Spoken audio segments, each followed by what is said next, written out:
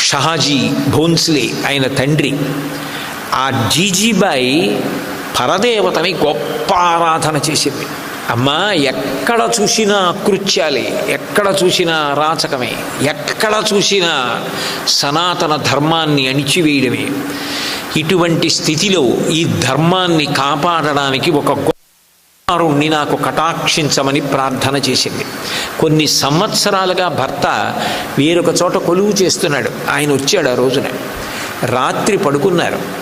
పడుకుంటే ఒక సిద్ధపురుషుడు ఒకడు కల్లో కనపడి ఎదురుగుండా వచ్చి నిలబడినట్లుగా అనిపించింది ఆ షహాజీ భోన్స్లేకి. వెంటనే ఆయన ముక్కు పుటాలకి ఏదో సువాసన తగిలింది, విభూతిలాగా.